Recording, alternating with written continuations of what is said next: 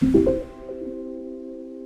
my question to you is, are you being consistent enough? Like maybe you don't need to solve a big problem. Maybe the big problem is your consistency or lack of. I know it's hard. What you're going through is really hard. I totally get it. And you need consistency to help you get out of it. The hardest thing is, and we had a client say this in her wins the other day, is when things go wrong or you don't feel great, then you go deep into the rabbit hole of searching for some big complex problem that you need to solve. When most of the time, not all the time, but most of the time, the solving and the solution is to get back to basics and just do it and be consistent.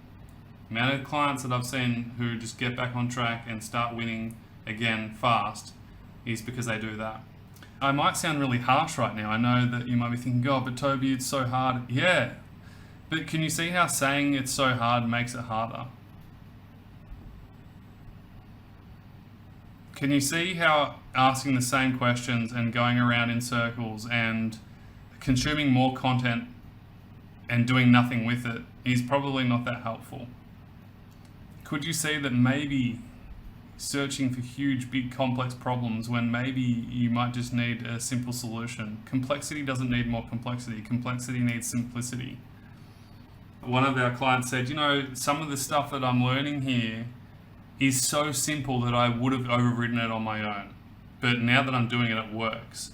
We've got one client, Kathleen Maguire, who's just doing so well. Shout out to Kathleen if you watch this. She's got her life back. I'm going to read out what she said. She can't believe how much she's improved emotionally, physically, and spiritually. She's got a better connection with her husband. Even her husband now is like starting to do the stuff that we teach at CFS Health. He's got his plan and he's doing it and he's sticking to it. She doesn't have time to jump on the calls anymore because she's living her life full time. And it's just super, super inspiring.